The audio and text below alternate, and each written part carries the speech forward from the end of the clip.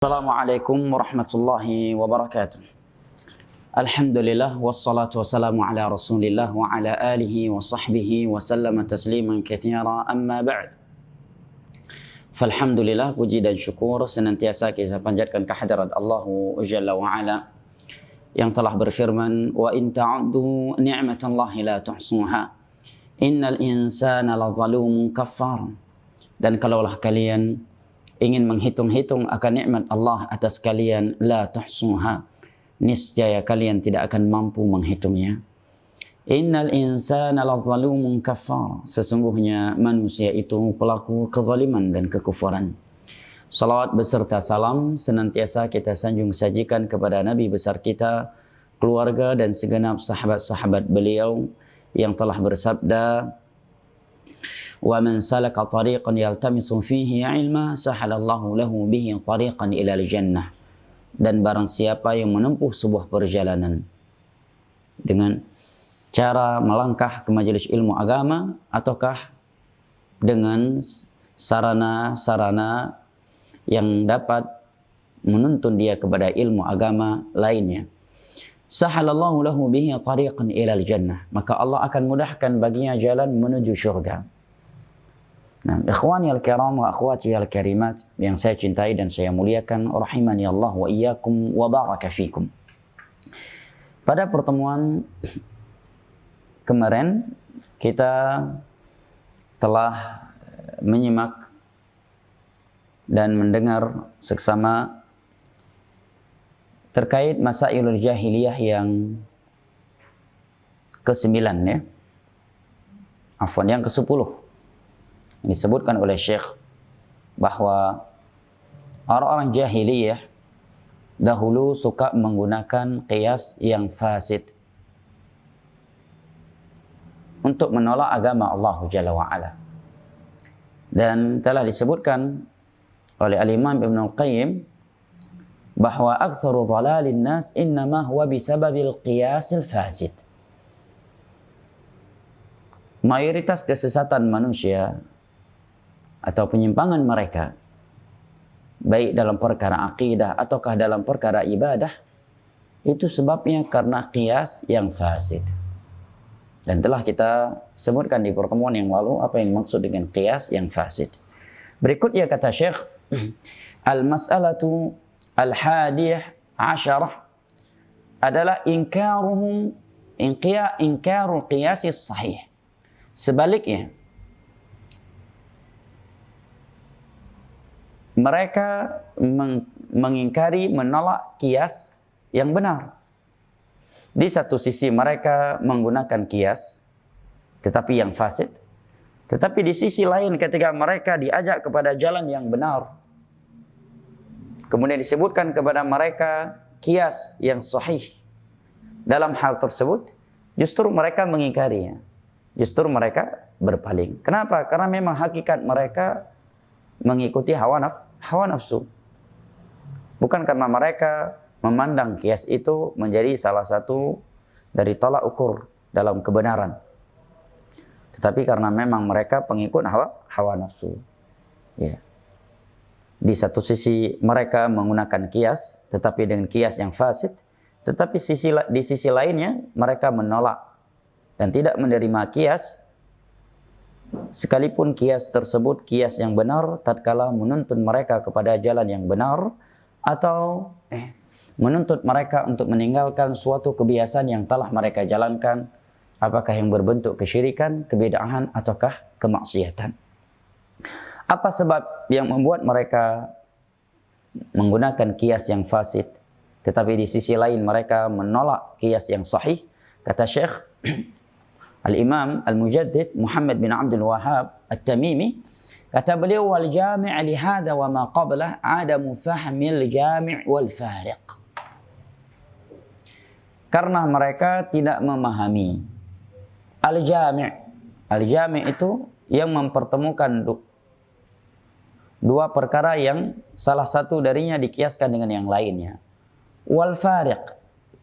Dan karena mereka tidak memahami perbedaan antara dua perkara yang mereka kias. Yang sebenarnya kalau mereka memahami ada perbedaan antara dua perkara yang mereka kiaskan antara keduanya, tentunya mereka tidak akan mengkiaskannya. Sebagai contoh yang telah disebutkan oleh penulis di pertemuan yang lalu adalah alasan mereka, kias mereka untuk menolak dakwah Nabi SAW dengan kias bahwa Nabi adalah manusia. Dan mereka juga manusia. Kalau sama-sama manusia berarti tidak ada yang lebih mulia di antara kita. Dan andai kata ajaran yang ia bawa itu benar, tentu yang membawanya bukan manusia. Pasti yang membawanya adalah malaikat kepada manusia. Ini kias fasid mereka. Ya. Tetapi ketika mereka disuruh kepada dakwah Nabi SAW, ya, dengan kias yang sahih, ya, yaitu Nabi SAW dibebankan untuk menyampaikan dakwah Allah kepada mereka. Karena mereka manusia, maka yang diutus oleh Allah kepada mereka pun adalah manusia. Karena andai kata mereka para malaikat, tentu ya akan Allah utus kepada mereka juga para malaikat. Ini sebenarnya kias yang sahih. Justru mereka menolaknya. Dengan bukti mereka tetap tidak mau mengikuti Nabi SAW.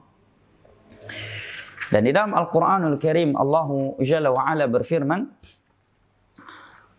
Allah yastafi minal malaikati rusulan wa minan nas. Allah Jalla wa'ala memilih para rasul itu dari kalangan para nabi, dari kalangan manusia, dan dari kalangan manusia, dari kalangan para malaikat dan dari kalangan manusia. Dan di dalam surat Al-Isra ayat 95, Allah Jalla wa'ala berfirman, "Qul law kana fil ardi malaikatun yamshuna mutma'innin lanazzalna 'alaihim minas sama'i malakan rasula." Dan andai kata ada malaikat yang mampu berjalan dengan tenang di atas permukaan bumi ini, tentunya kami akan turunkan kepada mereka malaikat dari langit sebagai rasul. Tetapi tidak ada yang tenang karena kemaksiatan yang dilakukan oleh manusia. Ya. Atau karena ya, manusia adalah penduduk bumi. Ya. Dan di dalam surat Al-Mu'minun ayat 24 dan 25, Allah Jalla wa'ala berfirman, "Ma hadza illa basyarum mithlukum yuridu an yatafaddala 'alaikum." Tatkala Nabi Nuh alaihi salam mengajak kaumnya untuk mentauhidkan Allah dan meninggalkan kesyirikan, serta mengikuti ketentuan yang ada di dalam syariat yang dibawa oleh beliau, bukan dengan hawa nafsu dalam beragama. Maka kaum beliau menjawab, "Ma hadza illa basyarum mithlukum." Tidaklah Nuh ini melainkan orang manusia biasa seperti kalian. Dia itu ingin mengutamakan, ingin mengangkat dirinya di atas kalian. Walau syaa Allahu la anzala malaikatan ma sami'na bihadza fi abaina al-awwalin. Andai kata Allah berkehendak, niscaya Allah akan menurunkan malaikat yang akan membawa agamanya kepada kita. Sungguh kita belum pernah mendengar ajaran yang dibawa oleh dia ini pada nenek moyang kita terdahulu. Lagi-lagi nenek moyang, endatu. In huwa illa rajulun bihi jinnah fatarabbasu bihi hatta hin. Dia adalah orang yang gila. Ya. Maka Syekh pun menyatakan dengan beberapa ayat tersebut bahwa orang-orang jahiliyah dahulu, di satu sisi mereka menggunakan qiyas tetapi yang fasid untuk menolak kebenaran, tetapi di sisi lainnya mereka juga di satu sisi mereka menggunakan qiyas tetapi yang fasid untuk menolak kebenaran, tetapi di sisi lainnya mereka menolak qiyas sekalipun qiyas tersebut qiyas yang sahih tatkala mereka diajak kepada jalan yang benar. Nah, berikutnya kata penulis rahimahullahu taala,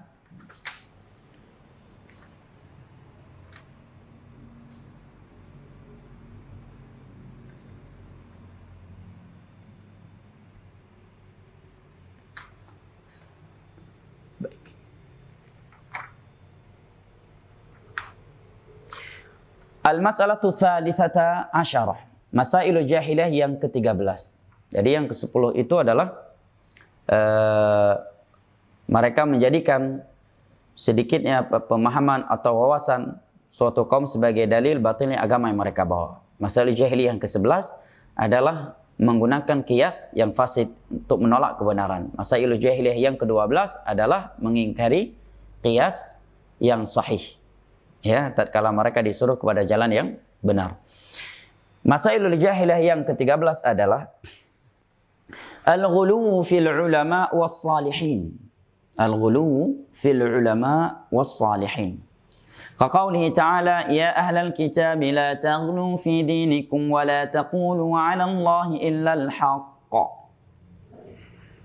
Mereka adalah orang-orang yang ghulu, berlebihan, melampaui batas dalam memuliakan, mengagungkan atau mengangkat para ulama dan orang-orang yang saleh.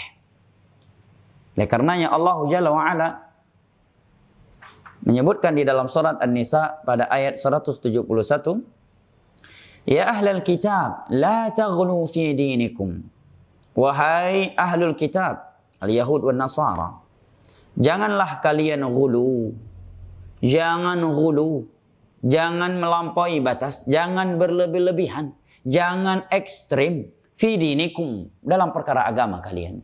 Wala taqulu 'ala Allah illa al-haq, dan janganlah kalian berkata atas nama Allah terhadap Allah tentang Allah kecuali dengan kebenaran. Kalau ada yang berkata larangan ghulu di dalam ayat tersebut dari Allah, kan untuk mereka ahlul kitab, bukan ahlul iman kepada kaum muslimin. Maka kata para ulama, makna ayat ini adalah wahai orang-orang yang beriman, janganlah kalian ghulu dalam agama kalian, dan janganlah kalian berkata tentang Allah kecuali dengan kebenaran, sebagaimana Allah telah melarang, telah berfirman kepada ahlul kitab, wahai ahlul kitab, janganlah kalian ghulu dalam urusan agama kalian, dan janganlah kalian berkata tentang Allah kecuali dengan kebenaran. Karena Al-Quranul Karim adalah hudan lil muttaqin, hudan lil mu'minin, busyara lil muslimin. Petunjuk, furqan, berita, pembawa berita gembira untuk kaum mukminin. Wa yubashshirul ladzina amanu wa 'amilus salihati anna lahum ajran kabira. Dan Al-Quran juga merupakan nidharah. Ya. Baik. Kata Syekh Shalih Al-Fauzan, wal ghulu fi syara'. Ghulu yang dimaksud dalam bahasa agama, yang dimaksud dalam agama jika berkaitan dengan orang saleh, maknanya adalah az-ziyadatu fi raf'i syakhsin fawqa manzilatihi al-la'iqati bih. Adalah mengangkat seseorang di atas kedudukannya yang layak untuknya. Di atas kedudukan yang layak untuknya. Apakah ghulu tersebut mereka lakukan pada para nabi, para orang-orang saleh, ya, ataukah para ulama dengan menganggap mereka mampu melakukan sesuatu yang itu merupakan kekhususan Allah Jalla wa Ala terkait perkara rububiyah, ataukah dengan memalingkan kepada mereka salah satu dari kekhususan Allah Jalla wa Ala, menyembelih, ya, berhajat, ya, bernazar, beristighatsah kepada mereka, dan seterusnya dari ibadah-ibadah yang dipalingkan kepada mereka, yang semestinya diberikan hanya kepada Allah Jalla wa Ala. Kata Syekh Shalih Al-Fauzan hafizahullah ta'ala, fa ahlul jahiliyyati ghalaw fil ashkhasi hatta rafa'uhum an qadrihim ila an ja'aluhum arbaban ma'allah. Orang-orang jahiliyah mereka telah ghulu kepada sebagian manusia, sebagian makhluk, sehingga mereka mengangkat makhluk-makhluk tersebut di atas kadar yang Allah berikan kepada mereka. Dengan itu mereka telah menjadikan para makhluk tersebut sebagai Tuhan tandingan selain Allah Jalla wa'ala. Kama ghalal yahudu fi Uzair, sebagaimana ghulunya orang-orang Yahudi pada Uzair. Wa qalu huwa ibnullah, sehingga mereka mengangkat Uzair sebagai anaknya Allah. Wa kama ghalat Nasara wa rafa'u Isa ibn Maryam alaihi salatu wassalam min al-bashariyah wal risalah ila al-uluhiyah wa qalu huwa ibnullah. Dan sebagaimana ghulunya orang-orang Nasara pada Nabi Isa alaihi salam, sehingga mereka mengangkat kedudukan Nabi Isa alaihi salam dari kedudukan manusia dan seorang rasul, dan serta dengan menjadikan beliau sebagai anaknya Allah atau Tuhannya anak. Wa kadzalika qaum Nuhin lamma ghalaw fi salihin wa sawwaru suwarahum wa tamathilahum thumma 'abiduhum min dunillah farafa'uhum ila martabatil uluhiyah. Dan demikian pula kaum Nuh. Apa bentuk ghulu yang dilakukan oleh kaum Nuh? Kata Syekh, mereka ghulu terhadap orang-orang saleh dari kalangan mereka. Apa yang mereka lakukan kepada orang-orang saleh tersebut sehingga Allah atau para ulama akidah menerangkan bahwa mereka telah ghulu kepada orang-orang saleh mereka tersebut? Tatkala orang-orang saleh yang mereka muliakan tersebut meninggal dunia, sawwaru suwarahum wa tamathilahum, mereka buatkan gambar mereka buatkan patung, foto atau gambar-gambar mereka, kemudian mereka tempatkan, mereka tancapkan, pajangkan di tempat-tempat yang dahulunya mereka sering duduk di situ. Mereka membuat karikatur orang-orang saleh. Tujuannya apa? Tujuan awalnya bukan untuk menyembah mereka, bukan untuk bertawasul kepada mereka, bukan. Tujuan awalnya kata Nabi SAW sebagaimana yang disebutkan oleh Al-Imam Al-Bukhari dalam sahihnya dari Abdullah bin Abbas radhiyallahu anhuma walau hukmur rafa'. Kata Abdullah bin Abbas, setelah mereka membuat karikatur gambar patung orang-orang saleh mereka yang telah meninggal tersebut, mereka pajangkan, mereka letakkan di tempat yang biasa mereka duduk di situ dahulu sebelum mereka meninggal dunia. Tujuannya apa? Untuk mengenang mereka. Baik sampai anak keturunan tayo singa hana itu ulama. Nyo tak pegak foto ulama, berjahit tak pudu irmo, tak pudu bawa warung kopi. Jangan sampai anak keturunan kita tidak kenal lagi kepada ulama mereka. Maka kita buat foto mereka, gambar mereka, kemudian kita pajangkan di rumah-rumah kita, di warung-warung kita. Itu yang dilakukan oleh kaum Nabi Nuh. Dari mana kita tahu? Dari berita yang disampaikan oleh sahabat Nabi Abdullah bin Abbas dalam Sahih Bukhari. Bukan dari saya, Abdullah bin Abbas yang menyampaikannya. Setelah gambar mereka itu dibuat, kemudian dipajangkan, diletakkan di tempat-tempat tertentu, dengan tujuan untuk mengenang mereka, agar kita semangat beribadah setiap kali melihat foto mereka, gambar mereka, kita akan mengingat semangatnya mereka dalam beribadah sehingga kita pun termotivasi untuk beribadah. Hanya itu tujuan utamanya, tujuan pertamanya. Tetapi kata Abdullah bin Abbas radhiyallahu anhuma, falamma tala alaihimul amad wa nusyal ilm ubidat. Setelah berlalu daripada waktu dan generasi sudah silih berganti, wa nusyal ilm, dan mereka sudah jauh dari ilmu agama. Kata para ulama, dari ilmu akidah, tauhid. Datang generasi yang sudah jauh dari tauhid, dari akidah.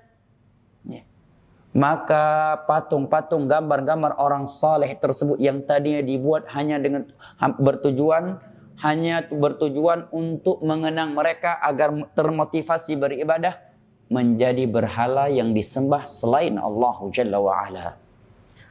Begitu itu terjadi, maka Allah pun langsung mengutus Nabi Nuh alaihi salam sebagai rasul yang memperingatkan mereka dari bahaya syirik. Ya. Jadi Nabi Nuh alaihi salam diutus oleh Allah setelah itu terjadi. Itu dapat dilihat pada tafsir surat Nuh. Pada ayat firman Allah Jalla wa Ala, wa qalu la tadharunna alihatakum wa la tadharunna waddaw wa la suwa'an wa la yaghutsa wa ya'uqa wa nasra. Kata Abdullah bin Abbas, 5 nama ini adalah 5 orang saleh di zaman Nabi Nuh alaihi salam. Begitu pula, siapa yang menjamin foto-foto ulama yang dipajang di rumah-rumah, apalagi di tempat-tempat usaha, walaupun mungkin tujuan utamanya baik untuk mengenang, agar anak keturunan kita mengenal mereka, padahal masih ada cara lain. Caranya apa? Didik mereka ilmu agama, pasti mereka akan kenal ulama. Kita sekarang masih mengenal Imam Syafi'i, Imam Ahmad, Imam Malik, Imam Abu Hanifah, Imam Bukhari, Imam Muslim, Ali ibn al-Madini, Sa'id al-Qattan, Yahya bin Ma'in, Abdurrahman bin Mahdi, Abul Bistam, Hajjat, Abul Bistam, dan ulama-ulama lainnya dari kalangan tabi'ut tabi'in, aimatul huda wa masabihud duja, tabi'ut tabi'in, tabi'in, dan para sahabat. Padahal nggak ada foto mereka. Kenapa kita masih mengenal mereka? Nama Abu Hurairah. Karena kita belajar agama, bukan dengan foto. Mungkin awalnya agar dikenang, agar anak keturunan kita mengenal ulamanya. Tetapi siapa yang akan menjamin bahwa mereka tidak akan bertawassul, tidak akan menjadikan foto-foto ulama tersebut sebagai sebab keberkahan usaha mereka, sebagai sebab keberkahan rumah tangga mereka, sebagai sebab keberkahan dunia mereka. Kalau sudah sampai ke tingkat itu, maka jatuh kepada syirik. At-tabarruk. Syirik kecil. Kalau menjadikannya sebagai sebab, ja'alu syai' sababan wa laysa sababan minasyirkil asghar. Menjadikan sesuatu sebagai sebab kebaikan atau kejelekan yang itu bukan sebagai sebab secara syar'i dan kauni, kemudian diyakini itu sebagai sebab, adalah syirik kecil. Dan na'udzubillah, andai kata dianggap sebagai pemberi rezeki, maka menjerumuskan manusia, akan menjerumuskan manusia ke dalam syirik rububiyah, syirik besar. Dan Islam adalah agama yang tidak hanya melarang sesuatu yang sudah pasti rusak, atau sesuatu yang memang dia sudah rusak, tetapi juga melarang kepada sesuatu yang bisa menjerumuskan seorang ke dalam kerusakan. Oleh karenanya, di dalam Islam segala bentuk kesyirikan atau sarana-sarana kepada kesyirikan itu benar-benar dilarang oleh Islam. Di antaranya, Islam tidak menjadikan kuburan sebagai tempat membaca Al-Quran. Oleh karenanya di dalam hadis yang diriwayatkan oleh Imam Muslim dari Abu Hurairah radhiyallahu an, Rasulullah sallallahu alaihi wasallam bersabda, "La taj'alu buyutakum maqabir, fa inna syaitan yanfiru minal baiti alladhi tuqra'u fihi suratul Baqarah." Jangan kalian jadikan rumah-rumah kalian seperti kuburan, tiada Al-Quran di dalamnya. Karena syaitan itu lari dari sebuah rumah yang dibacakan Al-Quran, surat Al-Baqarah di dalamnya. Dan oleh karenanya di dalam Islam dilarang membangun masjid di atas kuburan. Ini untuk menutup pintu kesyirikan. Di dalam hadis yang diriwayatkan oleh Imam Muslim, Nabi SAW bersabda, "La'natullahi 'alal yahudi wan nasara ittakhadhu qubur anbiya'i masajid." Laknat Allah kepada Yahudi dan Nasara yang menjadikan kuburan para nabi mereka sebagai tempat ibadah, sebagai masjid. Oleh karenanya Umar bin Khattab radhiyallahu an, di masa beliau tebang pohon yang terjadi bai'atur ridwan di bawahnya di masa Nabi SAW. Antara Nabi dan para sahabatnya. Beliau tebang itu pohon, kemudian beliau angkat seakar-akarnya. Sehingga tidak diketahui lagi di mana tempat pohon tersebut. Agar tidak dijadikan sebagai tempat melahap berkah. Di zaman sekarang justru dipelihara. Dipelihara dengan alasan sebagai situs-situs Islami. Yang lebih disayangkan lagi adalah da'i yang mengetahui bahayanya syirik tetapi diam. Kemudian mereka dianggap sebagai da'i yang hikmah, pemersatu umat. Ya akhi, jika kita sayang kepada saudara kita dalam urusan dunia, bukankah kita akan memperingatkan dia, ya akhi, jangan kamu lakukan itu, karena itu akan merusakkan bisnismu. Itu akan merusakkan tokomu, itu akan merusakkan rumahmu. Lantas kenapa kita tidak berkasih sayang kepada saudara kita yang berada ya, atau melakukan sesuatu yang itu benar-benar haram, jelas-jelas haram, jelas-jelas berbahaya terhadap akhiratnya. Karena dia melakukan kesyirikan, kebid'ahan atau kemaksiatan. Nah, ataukah kita ingin menggambarkan atau menutupi ketidakberanian kita di dalam berdakwah sebagai bentuk hikmah di dalam berdakwah, maka dosa berkali-kali lipat. Dosa tidak berani menyampaikan kebenaran, dan dosa mengkaburkan hukum Allah Jalla wa'ala, berkali-kali lipat dosanya. Nah, maka tinggalkan ghulu terhadap orang-orang saleh. Kemudian kata Syekh Shalih Al-Fauzan hafizahullah taala, wa kadzalika ghairuhum min tawaifil musyrikin ila al-yawm. Demikian pula selain mereka orang-orang jahiliyah terdahulu dari kalangan kaum musyrikin sampai hari ini, mereka juga suka ghulu. Yaghluna fi salihin, suka ghulu kepada orang-orang saleh, wa yatufuna bi quburihim, sehingga mereka di antara mereka ada yang tawaf di kuburan orang-orang saleh menurut mereka. Walaupun kalau dikaji itu masih bisa dikaji saleh ataukah taleh. Wa yazbahuna lahum, mereka menyembelih di kuburan-kuburan orang saleh tersebut. Wa yanduruna lahum, mereka bernazar demi orang-orang saleh tersebut. Padahal melaksanakan nazar adalah ibadah, dan ibadah tidak boleh dipalingkan untuk selain Allah Jalla wa'ala. Wa yastaghithuna bil mauta wa yastanjiduna bihim, mereka beristighatsah, memohon pertolongan kepada orang-orang yang telah mati. Yatlubuna minhum qada'al hawaij, dan ada pula di antara mereka yang memohon kepada orang-orang yang telah mati tersebut dari kalangan orang-orang saleh untuk ditunaikan hajatnya. Bahkan ada yang memberi bisikan di batu kuburannya. Doain kami ya, lo jangan lupa sama kami orang ya, doain kami mudah rezeki. Bahkan ada yang sambil bercanda lagi, doain Kiai Fulan ditambahin istri satu lagi ya. Subhanallah, udah buat syirik, main-main lagi, tak malu lagi. Sebagian kuburannya dianggap sebagai kuburan keramat yang apabila tidak melakukan sedekah, apabila melewati kuburan tersebut, maka dia khawatir akan malang.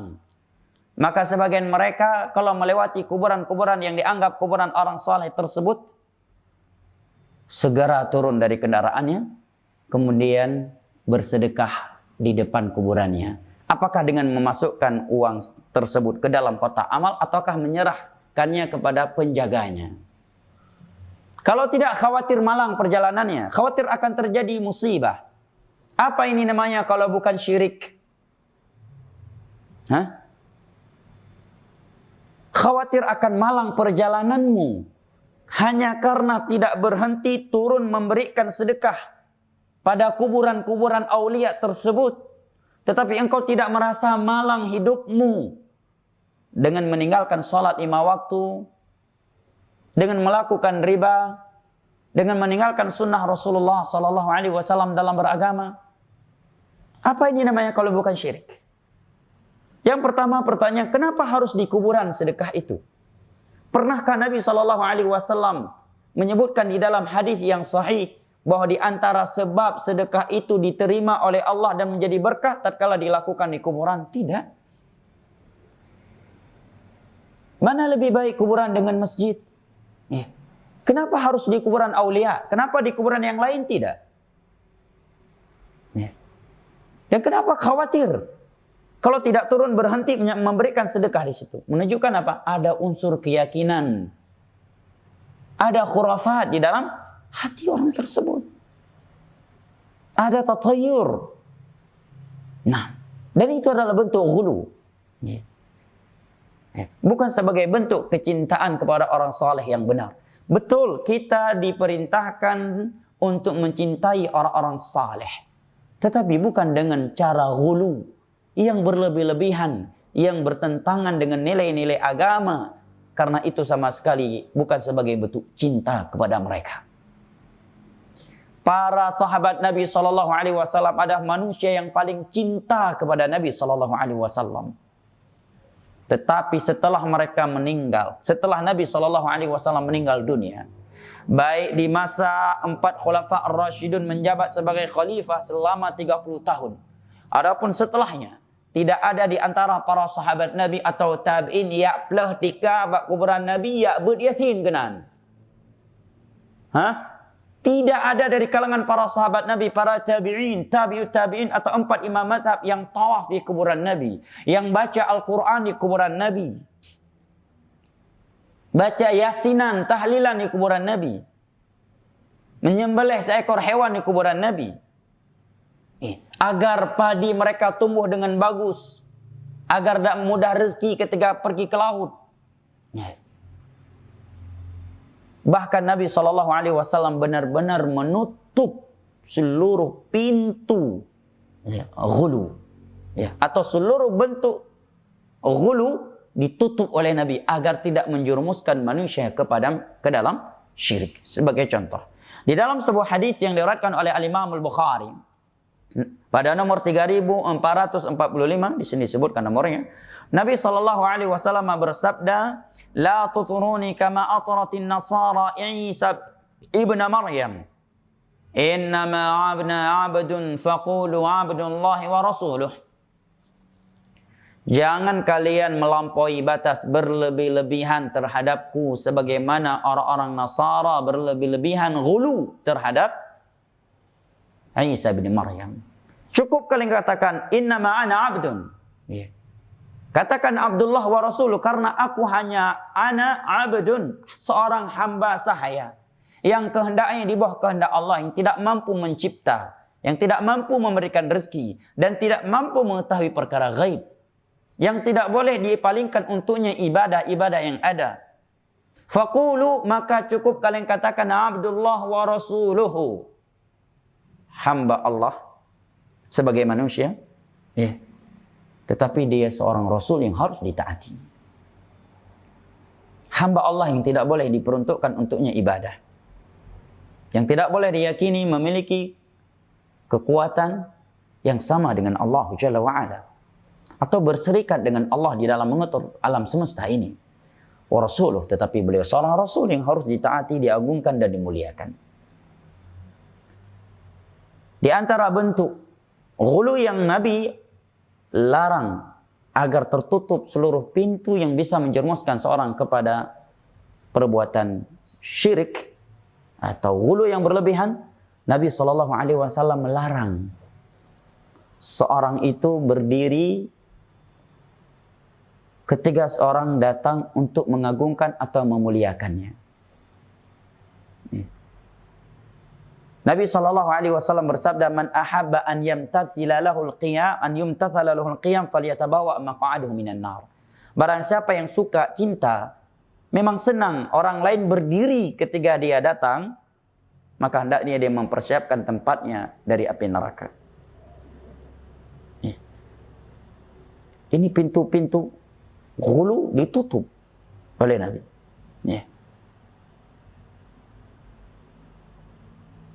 Nah, para sahabat Nabi tidak ada yang ghulu kepada Khulafa Ar-Rasyidun seperti sebagian orang masa sekarang, sampai berebutan untuk mengambil sisa minumannya, rebutan imamahnya, rebutan hampir saling bunuh-membunuh di antara mereka, memperebutkan sisa makanannya, hampir saling bunuh-membunuh dan saling berebutan untuk mencium salah satu dari anggota tubuhnya. La haula wala quwata illa billah. Ghulu ini salah satu dari prinsip atau kebiasaan serta perangai orang-orang jahiliyah. Jangan ada pada diri kita kaum muslimin, umat Nabi Muhammad SAW. Di dalam sebuah hadis sahih yang diriwayatkan oleh Imam Nasa'i, Imam Ibnu Majah, Nabi SAW bersabda, "Iyyakum wal ghulu fid din, fa inna ma ahlaka man kana qablakum al ghulu fid din." Jauhilah oleh kalian sikap ghulu, ekstrim, berlebih-lebihan, melampaui batas dalam perkara agama. Fa inna ma ahlaka man kana qablakum al-ghulu fid din, karena ghulu itu telah membinasakan umat-umat kalian, umat-umat sebelum kalian. Iyakumul ghulu, jauhi oleh kalian iyakumul ghulu fid din, sikap ghulu dalam beragama. Fa inna ma ahlaka man kana qablakum al-ghulu fid din, karena sesungguhnya yang telah membinasakan umat-umat kalian sebelum umat-umat sebelum kalian adalah ghulu fid din, sikap ghulu dalam beragama. Yahudi ghulu terhadap Uzair sehingga mengangkatnya sebagai anak Allah. Kaum Nasara ghulu terhadap Nabi Isa alaihissalam sehingga mengangkat Isa sebagai Tuhan anak. Dan kaum Nabi Nuh ghulu terhadap 5 orang saleh yang ada di antara mereka, Wad wa Suwa wa Yaghut wa Ya'uq wa Nasra, sehingga membuat karikatur mereka, patung mereka, gambar-gambar mereka kemudian dipajangkan untuk dikenang alasan awalnya. Setelah itu menjadi sesembahan selain Allah yang mereka palingkan ibadah untuknya. Nah,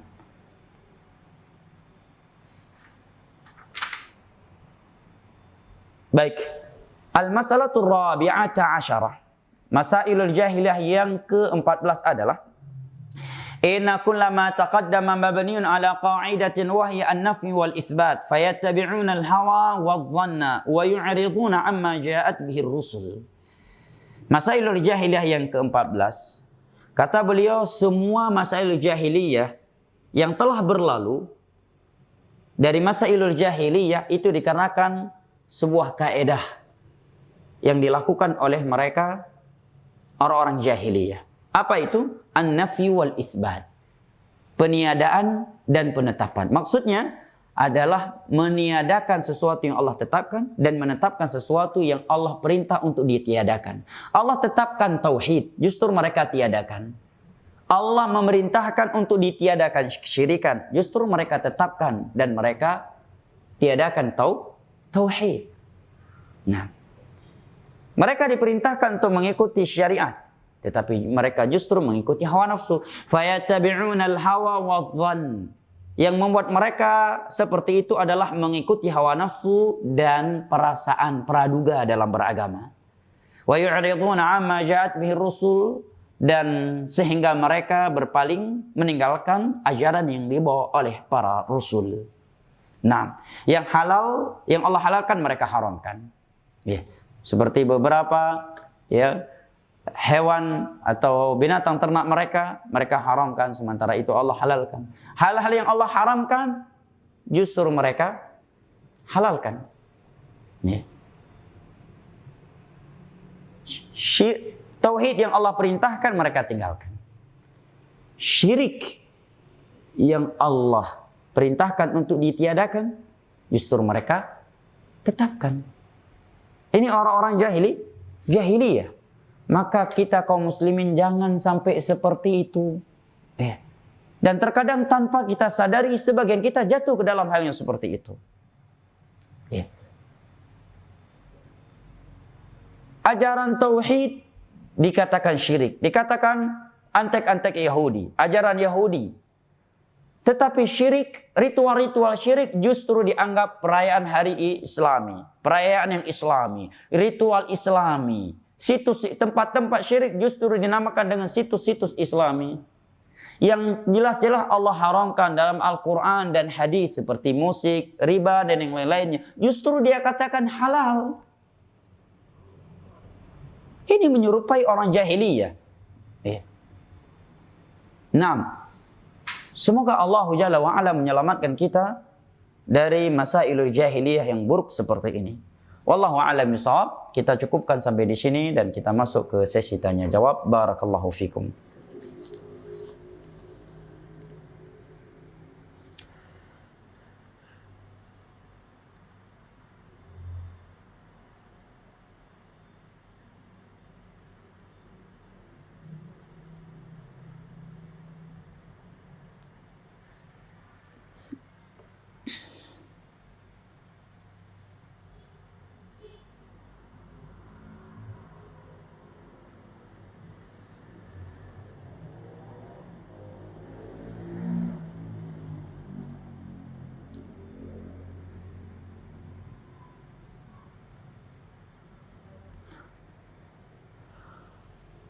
Berikut ini ada pertanyaan. Ada seorang laki-laki yang berasal dari India. Orang tersebut pakaiannya serba hitam. Bibik ana mengajaknya untuk ke rumahnya agar dia bisa mengajarkan ilmu ma'rifat. Kedua orang tua ana bahkan hadir untuk mempelajari kesesatan tersebut. Orang tersebut juga pernah hadir ke rumah ana dan mengajarkan ilmu-ilmu ma'rifatnya tersebut kepada ana juga diajarkannya. Katanya Allah ada di dalam diri kita, bahkan di dalam diri orang kafir. Katanya juga kalau udah ma'rifat, maka kalau mau salat enggak wudu juga enggak apa-apa. Di saat dia hadir ke rumah ana disuruh bersalaman dengan orang tersebut, padahal bukan mahram. Seperti yang bertanya perempuan ya. Juga kesesatan orang tersebut, juga katanya Allah menciptakan kita untuk melihat dirinya. Ana bingung mau menasihati orang tua, gimana lagi? Karena syubhatnya udah parah. Mohon doanya agar mereka dan juga ana diberikan hidayah sunnah dan keistiqomahan hingga meninggal dunia. Amin ya rabbal alamin. Nasallallahu assalamu wal afiyah. Allahumma tsabbitana wa iyyahum ala dinik. Yang pertama, ukhti barakallahu fik, gunakan senjata jitumu yang Allah berikan, yaitu doa. Doakan kedua orang tua. Ya. Seperti Nabi Ibrahim alaihissalam berdoa kepada Allah agar Allah menjauhkan anak keturunannya dari penyembahan kepada berhala. Wajnubni wa bani an na'budal asnam. Beliau juga pernah berdoa kepada Allah agar Allah berikan untuk beliau anak keturunan yang menegakkan salat. Rabbi ja'alni muqimas salati wa min dzurriyyati. Ya. Doa. Dan jangan putus asa mendakwahkan keluargamu, terlebih lagi kedua orang tuamu. Apalagi penyimpangannya adalah kesyirikan.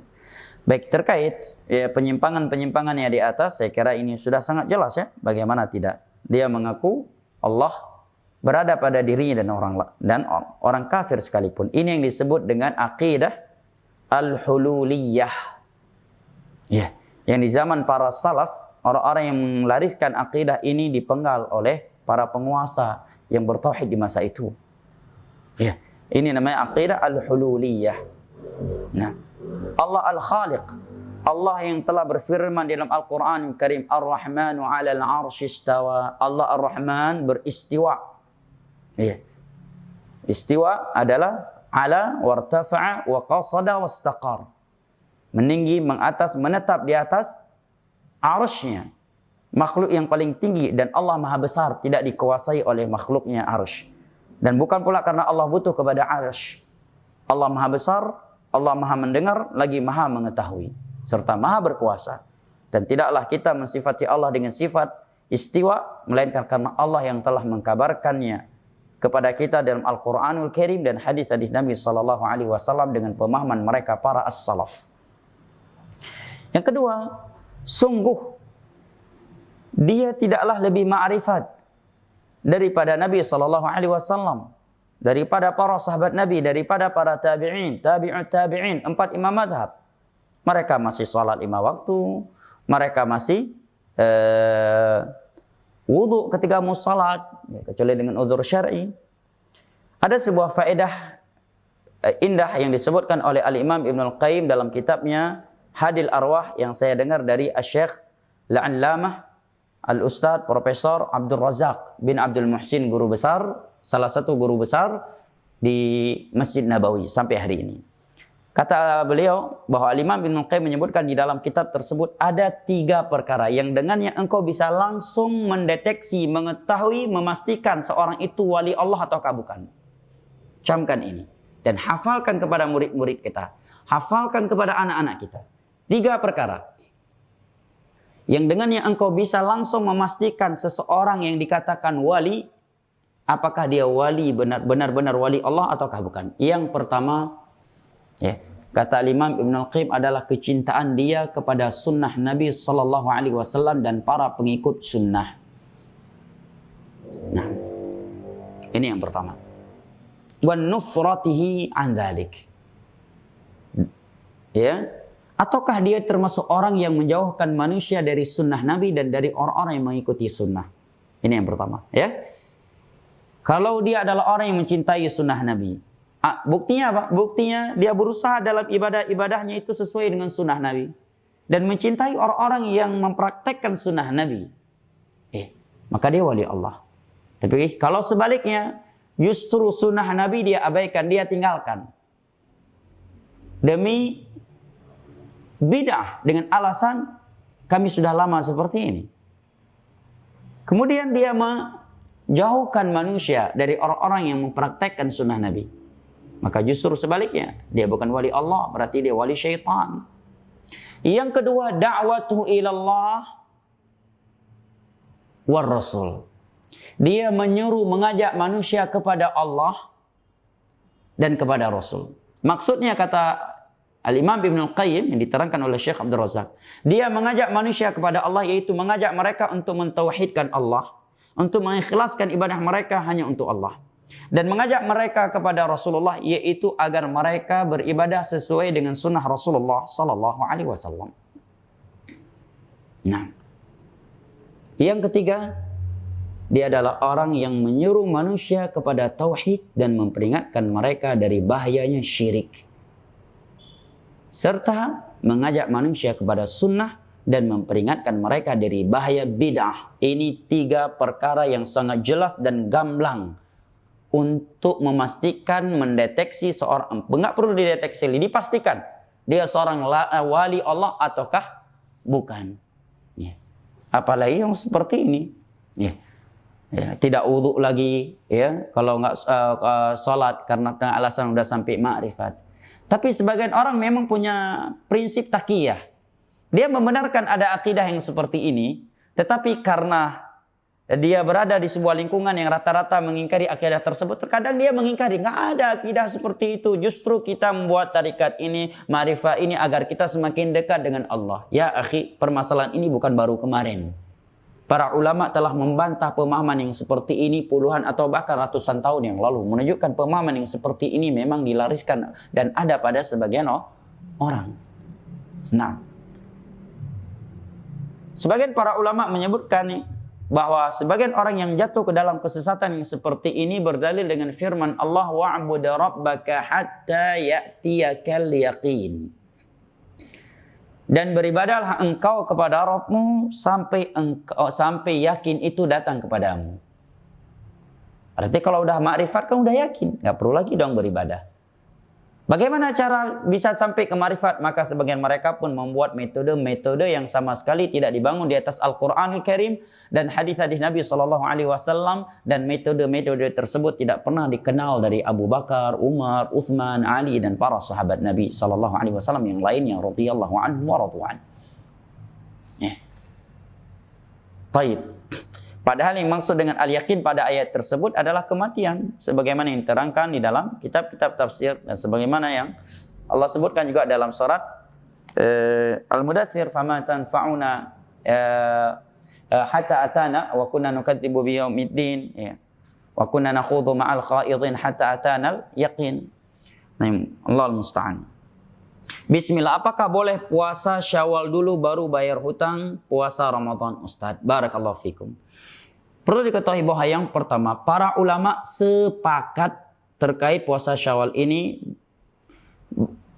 setelah Ramadan, bahwa mendahulukan puasa qadha, ya, puasa yang wajib qadha Ramadan itu lebih afdal daripada berpuasa memulai puasa Syawal sementara qadha Ramadan belum ia lakukan. Kenapa? Karena beberapa alasan. Yang pertama, qadha adalah wajib, sementara Syawal adalah sunnah. Yang wajib lebih dicintai oleh Allah daripada yang sunnah. Jangan sampai seorang nanti demi perkara sunnah dia nggak sempat melakukan hal yang wajib. Yang kedua, alasannya zahir hadis Nabi menunjukkan demikian, yaitu hadis Abu Ayyub Al-Ansari radhiyallahu anhu. Nabi menyatakan, man shama Ramadan thumma atba'u sittan min Syawal faka'annama shama ad-dahr.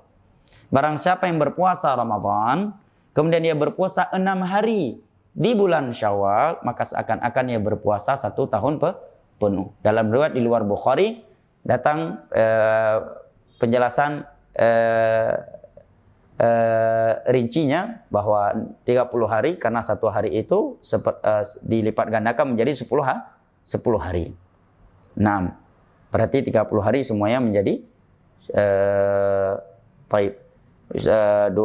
berapa bulan? 10 bulan kan? 6 hari ya.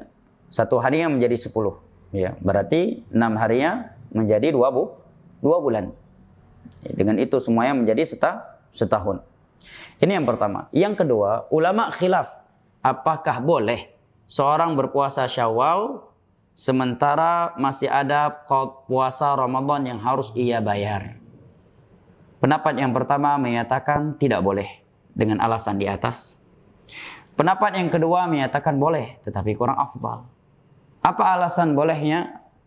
Ya, alasan ulama yang membolehkannya. Yang pertama adalah hadis Aisyah radhiyallahu anha dalam sahih. Beliau menyatakan bahwa beliau punya hutang puasa Ramadan dan tidak mengqadanya kecuali di bulan Sya'ban, limakanati Rasulullah sallallahu alaihi wasallam. Karena kedudukannya Nabi sallallahu alaihi wasallam, karena sibuk mengurus Nabi. Sisi pendalilan yang kata sebagian para ulama yang berpendapat dengan pendapat yang kedua ini, ya, bahwa sekaliber Aisyah, ya, sesosok Aisyah tidak akan mungkin meninggalkan puasa 6 Syawal. Yang kedua, bahwa qadha Ramadan waktunya itu panjang, sementara puasa 6 Syawal waktunya singkat. Ya. Alasan yang ketiga, bahwa hadis yang berbunyi man shama Ramadan tsumma atba'ahu sittan min Syawal, barang siapa yang berpuasa Ramadan kemudian dia berpuasa 6 hari setelah itu di bulan Syawal, ini tidak menunjukkan bahwa kalau dia belum mengqadha Ramadan berarti dia tidak boleh berpuasa 6 Syawal, kata Syekh Ali Firkus, ulama usuli dari Jazair. Tetapi hadis tersebut menerangkan agar seorang menerangkan keutamaan orang yang berpuasa Ramadan kemudian melakukan puasa 6 Syawal. Ini yang dimaksud dari ini yang ditunjukkan oleh zahir hadis. Nah, dan hadis ini kata beliau kharaja makhrajal ghalib. Konteks hadis ini menyebutkan sesuatu yang dilakukan oleh keumuman manusia. Keumuman manusia berpuasa 6 Syawal, keumuman muslim dia berpuasa Ramadan penuh. Maka apabila dia berpuasa Ramadan penuh, kemudian puasa 6 Syawal, maka dia mendapatkannya. Bukan berarti kalau dia belum mengqadha puasa yang dia tinggalkan karena uzur syar'i di bulan Ramadan tidak boleh puasa 6 Syawal. Kharaja makhrajal ghalib. Dan suatu konteks dari nas yang bunyinya adalah kharaja makhrajal ghalib, ya. Penyebutan tersebut karena keumuman manusia melakukan seperti itu, maka tidak dipahami sebaliknya. Artinya sebaliknya tidak boleh. Sebagai contoh agar lebih mudah. Di dalam Al-Quran Allah menyatakan, ya ayyuhalladzina amanu la ta'kulur riba adha'afan mudha'afah. Wahai orang-orang yang beriman, janganlah kalian memakan riba yang berlipat ganda. Bukan berarti kalau riba itu tidak berlipat ganda boleh dimakan. Tapi ayat ini kharajat makhrajal ghalib. Keumuman riba itu berlipat ganda, tetapi bukan berarti kalau sedikit boleh dimakan. Nah. Dan wallahu a'lam bishawab, saya tuwailibul ilm, saya lebih condong kepada pendapat yang menyatakan boleh. Tapi tentunya paling afdal dia selesaikan dulu qadha Ramadan. Nah, barakallahu fikum. Dan sebuah faedah sebagai tambahan dari Syekh Abdul Aziz Ar-Rais, bahwa berpuasa 6 Syawal paling afdal disegerakan walaupun di minggu pertama setelah hari pertama Syawal, karena hari raya Idul Fitri itu hanya 1 hari, yaitu tanggal 1 Syawal. Dan tidak benar ya hari kedua dan ketiga itu dianggap sebagai hari raya. Beliau menyebutkan alasan bahwa menyegerakan puasa Syawal ya, setelah 1 Idul Fitri itu lebih afdal karena beberapa alasan. Yang pertama, beliau juga menukilkan ucapan Al-Imam Ibnu Qayyim. bahwa puasa Syawal itu seperti sholat sunnah rawatib ba'diyah. Bukankah sholat sunnah rawatib ba'diyah dilakukan segera? Demikian pula 6 Syawal. Yang kedua, keumuman hadis Nabi 6 hari di bulan Syawal. Dan minggu pertama sudah bagian dari Syawal. Adapun tanggal pertamanya tidak boleh kita lakukan karena ada dalil yang melarang kita berpuasa di hari raya secara khusus. Nah, yang ketiga kata beliau, ini masuk dalam keumuman anjuran Allah dan Rasulnya untuk menyegerakan kebaikan. Seperti firman Allah, wasari'u ila maghfirati min rabbikum fastabiqul khairat wa fi dzalika falyatanafasil mutanafisun. Alasan yang berikutnya kata beliau, karena kalau seorang menyegerakan puasa 6 Syawal di tanggal 2, 3 atau minggu pertama, ini akan lebih mudah untuk dia jalankan karena badan dia masih terbawa seperti di bulan Ramadan. Dia sudah terbiasa lapar 1 bulan penuh sebelumnya. Beda halnya kalau dia melakukan di minggu kedua, minggu ketiga, udah biasa makan, bisa-bisa baru 2 hari udah KO. Iya. Tapi alasan lainnya kata Syekh, karena kita nggak tahu, iya, apa yang akan menghalangi kita untuk melaksanakan puasa 6 Syawal di minggu-minggu berikutnya. Nah, wallahu a'lam bishawab. Berikutnya, bismillah Ustadz, apakah boleh memegang mushaf Al-Quran tanpa berwudu? Ya, keumuman para ulama berpendapat tidak boleh. Afdalnya adalah berwudu, ya, semampu mungkin, ya, semampu mungkin untuk berwudu. Dan ya, sebagian ulama ada yang berpendapat, ya, tidak, ya, mengapa, ya, tetapi kurang afdal. Wallahu a'lam bishawab. Bismillah Ustadz, mau bertanya, apakah boleh mandi dalam kurung biasa, mandi biasa, kemudian langsung sholat tanpa perlu wudu lagi? Mohon penjelasannya Ustadz. Barakallahu fiik. Kalau itu bukan mandi syar'i, bukan mandi junub, maka tidak boleh. Kecuali mandi junub.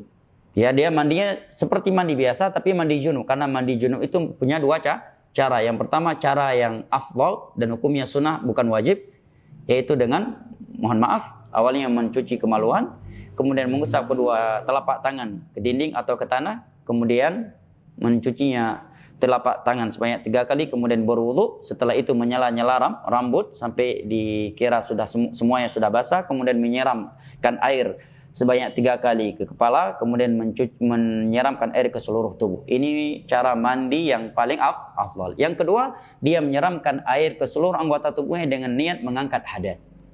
Maka ini mencukupkan dari wudu. Kenapa? Karena hadas besar telah terangkat. Terlebih lagi hadas kecil. Oleh karenanya ketika ada orang yang bertanya kepada Abdullah bin Umar dalam athar yang sahih, adakah wudu setelah mandi junub? Maka beliau menjawab, ayu wudu'in a'amu minal ghusl. Adakah wudu yang lebih mencakup daripada mandi? Ini istifham ingkari. Tapi kalau bukan mandi syar'i, ya bukan mandi junub, mandi biasa, maka tidak boleh. Kenapa? Karena kata para ulama, dalam wudu itu wajib tartib dan wajib mualat.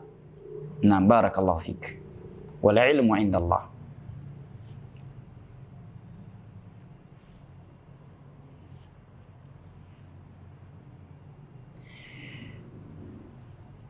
Bismillah Ustadz, apakah nah, ini sudah tadi ya.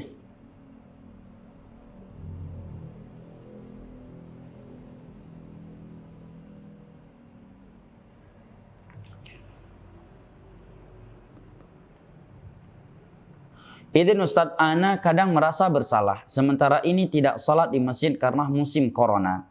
Tapi terkadang ana juga ngopi karena kepingin, tapi sendirian. Apakah harusnya ana ke masjid atau masih boleh salat di rumah karena khawatir? Baik. Ya akhi barakallahu fiik. Terkait masalah agama, jangan sekali-kali kita menggunakan perasaan agar tidak bingung. Ya, agar tidak bingung dan agar tidak ragu. Ya. Tetapi bersikaplah di atas ilmu. Selama yang kita lakukan itu di atas ilmu agama dan kita tahu secara syar'i itu dibenarkan, maka kita tidak perlu memberat-beratkan diri. Dan para ulama di dalam kutubul fiqh telah menyebutkan pada pembahasan a'dzar tarki salatil Jumat, udzur syar'i meninggalkan salat Jumat. salat jamaah dan uzur meninggalkan salat jamaah sama dengan uzur meninggalkan salat Jumat. Di antara yang mereka sebutkan hujan, ya, yang membasahi tubuh kita, tanah yang becek, ya, sakit, atau khawatir tertular penyakit, ya, khawatir terhadap nyawa orang lain, nyawa keluarga, harta atau nyawa atau harta yang diamanahkan kepadanya, yang milik orang lain. Nah, sebab-sebab ini sebagian besarnya atau sebagiannya ada pada alasan pada seorang yang meninggalkan salat berjamaah disebabkan corona. Oleh karena yang datang fatwa dari para ulama dalam masalah ini, di antaranya Al-Lajnah Daimah Komite Fatwa Tetap Saudi Al-Arabiyah, bahwa orang yang khawatir tertular dengan penyakit corona, dia punya uzur syar'i untuk meninggalkan salat berjamaah dan Jumat. Kalau Jumat maka dia gantikan menjadi zuhur 4 rakaat. Kalau ada yang berkata, kamu nggak ke masjid tapi ke pasar. Ya akhi, salahkah orang yang tidak ke masjid karena hujan deras, tetapi di saat hujan dia ke pasar jualan, ya, atau membeli sesuatu yang dia butuhkan, atau dia beli gorengan di pinggir jalan? Salah? Kan enggak. Kenapa? Karena dia tidak ke masjid, uzur syar'i, hujan. Sementara perkara dunia yang dia lakukan tadi itu urusan dunia, bukan masalah ibadah. Urusan dunia yang harus ia lakukan. Dan Nabi SAW bersabda, Innallaha yuhibbu an tu'ta rukhasuhu kama yakrahu an tunhaka maharimu. Allah itu senang apabila keringanannya itu diambil, sebagaimana Allah itu murka apabila larangannya itu dilanggar. Akan tetapi jika pemerintah telah mengeluarkan kebijakan new normal, tentunya kebijakan yang seperti ini diambil oleh pemerintah karena banyak pertimbangan, ya, dengan tim ahli yang ada di dalam pemerintah dari kalangan medis. Kemudian mereka menyebutkan bahwa tidak mengapa melakukan kegiatan sholat berjamaah dengan melakukan protokol kesehatan yang diarahkan dengan pakai masker, ya, banyak cuci tangan, ya, kemudian menjaga jarak, saf, ya, kurang lebih 1 meter, ya. Maka, ya, jika seorang tidak khawatir, tidak mengapa dia pergi sholat berjamaah seperti yang dilakukan di Masjid Nabawi dan Masjidil Haram. Dan pendapat mayoritas ulama bahwa boleh merenggangkan shaf karena kondisi yang menuntut. Karena kondisi yang menuntut. Karena kata para ulama di antara Syekhul Islam, apabila bertentangan dua perkara wajib, ya, dan kita tidak bisa melakukan salah satu dari keduanya, dan salah satu dari keduanya mesti kita gugurkan demi yang lainnya, maka lakukan yang paling wajib. Walaupun dengan menggugurkan yang wajib satu lagi yang tidak lebih wajib daripadanya. Ini lebih baik daripada tidak melakukan kedua-duanya sama sekali. Nah, kewajiban melakukan salat berjamaah, ya, apabila kita menyatakan ya fardhu ain, itu lebih wajib daripada kewajiban merapatkan saf. Ya. Tetapi jika seorang masih khawatir tertular karena masjid tersebut tidak melaksanakan protokol kesehatan yang dinasihatkan, sementara kita masih di masa pandemi, ya, dan kasus semakin bertambah terus, maka dia punya uzur syar'i, ya, untuk meninggalkan salat berjamaah. Bukan karena malas, tapi ini masalah agama, ilmiah, ya. Kita dilarang oleh Allah untuk menjerumuskan diri kita ke dalam mara bahaya hanya demi melakukan suatu ibadah yang sudah ada keringanan untuk tidak melakukannya. Dan Allah berfirman, wala tulqu biaidikum ila tahluka. Bukankah jika seorang telah divonis oleh dokter, Anda jangan puasa Ramadan, karena kalau Anda puasa penyakit akan bertambah parah atau akan memperlambat kesembuhan Anda. Kemudian dia paksa dirinya berpuasa.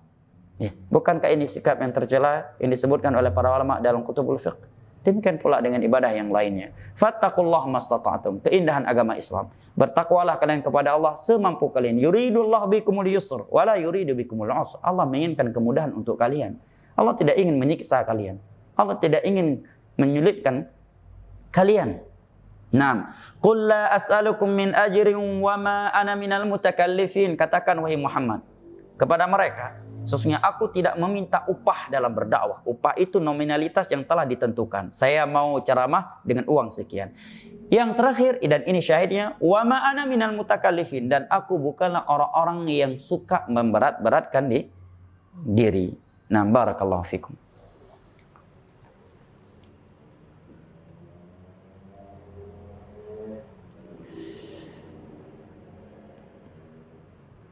Assalamualaikum Ustaz, barakallahu fina. Amin. Waalaikumsalam warahmatullah. Ana ingin bertanya, saya pemuda, ya, saya juga pemuda. Karena definisi pemuda dari umur 17 tahun sampai 40 tahun ya, Bang Roni. Sebagaimana yang disebutkan oleh sebagian para ulama, ya. Saya pemuda yang masih belajar ilmu syar'i yang benar ini. Saya juga demikian, masih belajar dan sama-sama belajar. Ya. Sesuai pemahaman salaf. Insyaallah.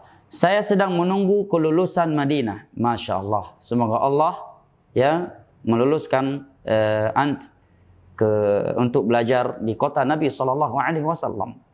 Tetapi karena belum ada kejelasan sampai saat ini, saya ingin berangkat ke Yaman di Darul Hadis. Bagus, tapi kondisi sekarang belum bisa. Nasihat saya, jangan dulu. Ya, kondisi pandemi ini ataukah yang lainnya. Tetapi di sisi lain, orang tua saya sudah sakit-sakitan. Saya menjadi bimbang apakah saya kuliah di suatu universitas yang disebutkan di sini. Yang universitas tersebut di situ diajarkan berbagai akidah yang menyimpang, filsafat dan semisal dengannya.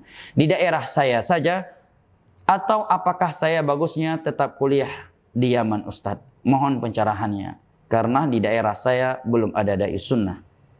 Ya, apakah itu kewajiban saya? Menuntut ilmu kewajiban, berbakti kepada kedua orang tua, apalagi orang tua antum yang sudah sakit-sakitan ini juga fardhu ain. Dan di kondisi yang seperti ini, wallahu a'lam bishawab, Anda lebih wajib menjaga kedua orang tua Anda daripada Anda ke Yaman atau ke Madinah. Andai kata bisa berangkat, apalagi sekarang belum bisa berangkat. Kenapa? Karena ilmu agama yang akan Anda ambil di sana untuk sementara ini, karena ada orang tua yang seperti ini, Anda masih punya sarana untuk mempelajarinya. Ilmu-ilmu yang wajib Anda pelajari dari akidah, fikih, Islam dan yang lain-lainnya. Apakah mendengar kaset, rekaman para ulama, rekaman ilmu nahu, rekaman ilmu akidah, rekaman ilmu fikih, rekaman ilmu usulul fiqh, rekaman ilmu sharaf, rekaman ilmu tafsir dari awalnya dan seterusnya.